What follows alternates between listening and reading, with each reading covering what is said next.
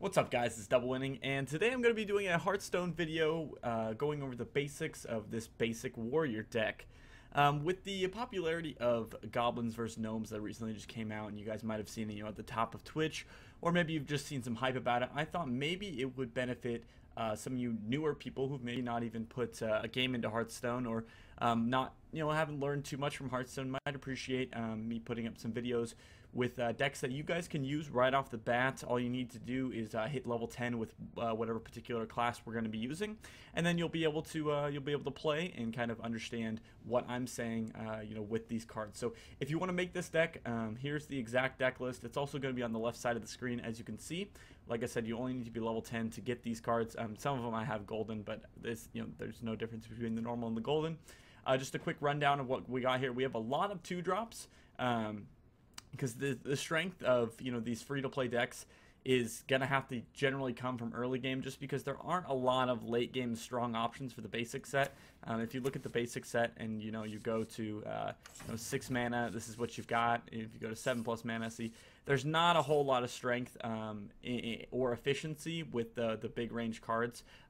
Boulder Fist Ogre and Stormwind Champion are really your best options for those late game cards, and so we decided to go with Boulder Fist Ogre. However, we do have a lot of aggression with this deck. We're going to get a lot of consistency through our War Axe, our Acidic Swampoos, our Bloodfen Raptor. Shattered Sun Cleric is going to be able to buff up our guys so that they can get a little bit more value. Warsong Commander is going to allow us to speed up, some of our guys like the Novice Engineer, our Bloodfen Raptor, our Acidic Swampoos, Shattered Sun Cleric, Gnomish Inventor. It's going to give them all charge, so it's going to kind of speed it up, as well as we have a bit more swinging power with Arcanite Reaper, Fiery War Axe, and then if we do need to drop something big, we've got our Boulder Fist Ogre, who is pretty hefty with 7 health and 6 attack.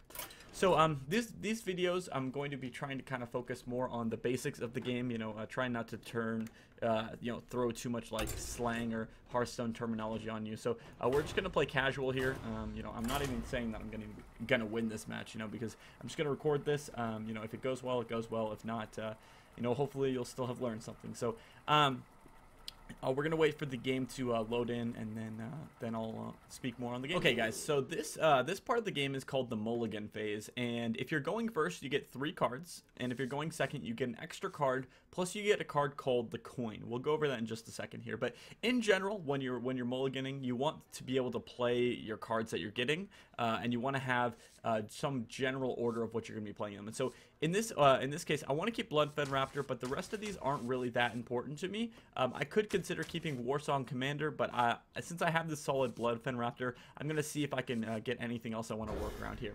If you have anything that's generally 4 mana, it's about 50-50 whether you want to keep it or not, but 5 and up, generally you want to toss it if you're considering most decks here. So with this coin, greetings, friends. So basically each turn your mana goes up 1 crystal.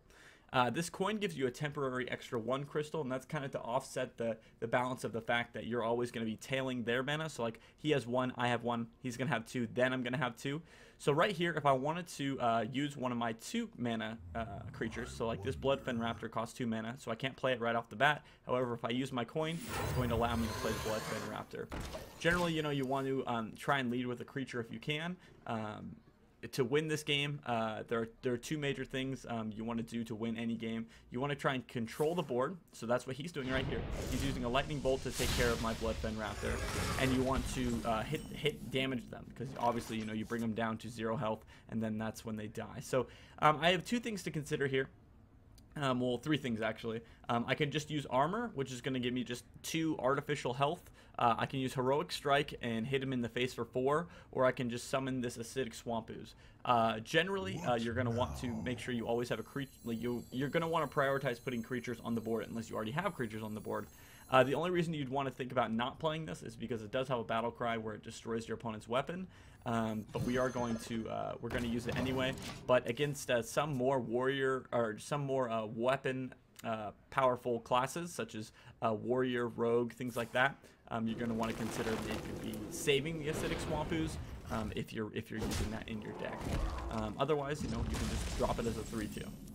So now that we've got 3 mana here, unfortunately we're not able to use our Shattered Sun Cleric in combination with our Acidic Swamp Ooze here. So what we're actually going to do is, since we want to get a little bit of extra value out of our Shattered Sun Cleric, we're actually just going to armor up here.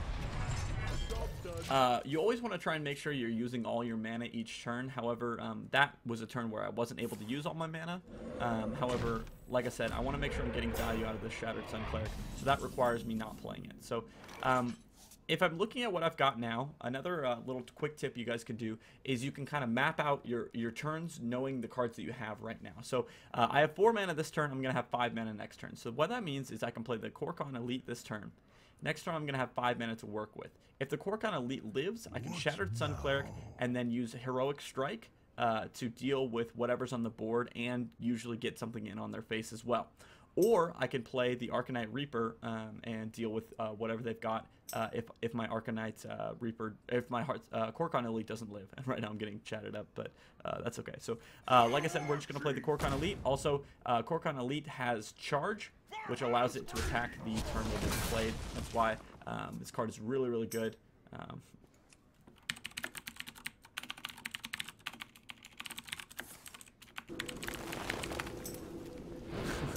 Gotta let him know that. Gotta let him know. So he used his second Rock Biter weapon, so it's gonna allow him to take care of my Korkan Elite. It's not that big of a deal, because I do actually have another Korkan Elite. So now I have to decide on whether if I want to summon the Korkan Elite and hit this or hit his face. So I could also Arcanite Reaper. If I Arcanite Reaper this, it's gonna be a way overkill though, because if you see, the Arcanite Reaper can hit twice. That's what the number on the right means. It's a durability. And it's 5 damage. So if I hit this, I'm basically wasting 4 of that damage. So I'm not really going to want to do that. I could also opt to summon a Gnomish Inventor, which is going to give me another card, and it's going to kind of give me more options. Generally, you want to play these kind of cards if you feel like you don't have a way to deal with everything, but since I actually have a pretty solid hand for dealing with almost everything he plays right now, I'm not going to bother playing the Gnomish Inventor right now. There is also a small combo in my deck with the Warsong Commander and Gnomish Inventor that'll allow it to gain charge, so it's worth kind of saving it for now until I've used more of my options. And what I mean by being able to deal with everything, I have something to buff a creature on board.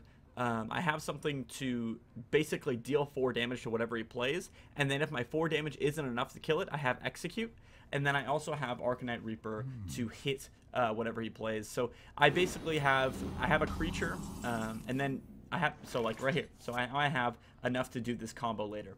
I don't have enough mana to do this combo this turn. See, if you look at it, it costs 4 plus 3. It's going to cost 7 mana to do this combo, so I'm going to wait here.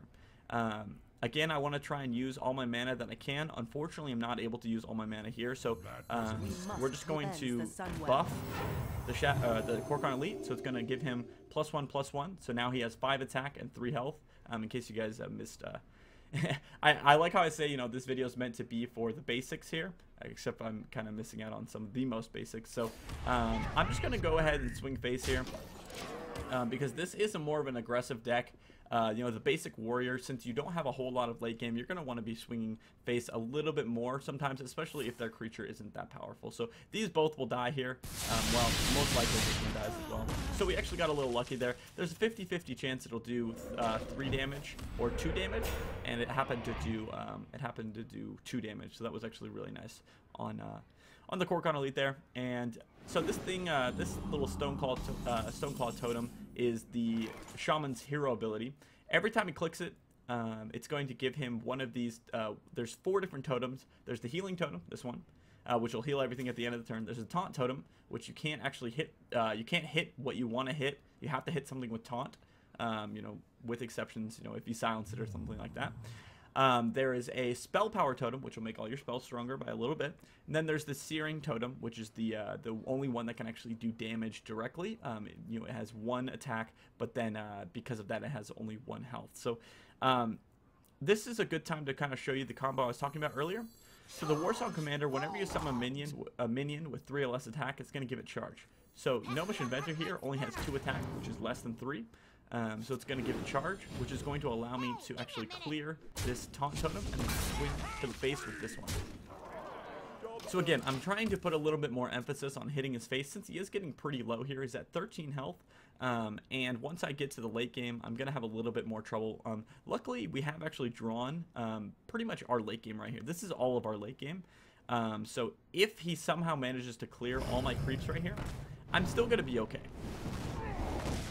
So like right here, this is what I was kind of talking about earlier, where I actually have a solution to basically just about everything he plays. So right here, I can actually Arcanine Reaper. I'm going to take 6 damage, but taking damage is really not that important. Like most of the time, board control is more important. So he's actually going to end up just surrendering here. I think he either realized he wasn't going to be winning, or maybe he was just getting a little tired of me just playing really, really slow because I'm explaining things to you guys. So if you guys are appreciating... if you guys appreciate, you know, these kind of slowed down, kind of back to the basics kind of games, you know, be sure to leave a like rating. I'm going to be uploading a couple of these before, you know, in kind of a batch. So if you guys happen to like, you know, a couple of the videos that I upload, then I'll be sure to do more of these. If not, you know, maybe I can move on to more advanced Hearthstone stuff, kind of more of my custom decks. You know, let me know in the comments below if you guys want to see more basics, maybe more of my custom stuff, maybe arena runs, maybe some ranked runs. Just let me know what you want to see, and I'll try and upload more of that, okay? And, yeah. Hey guys, thanks so much for watching. Be sure to click that subscribe button if you haven't already. There's a playlist of all my Hearthstone videos, and you can just click that little next video button to move on straight to the next one. See you guys soon.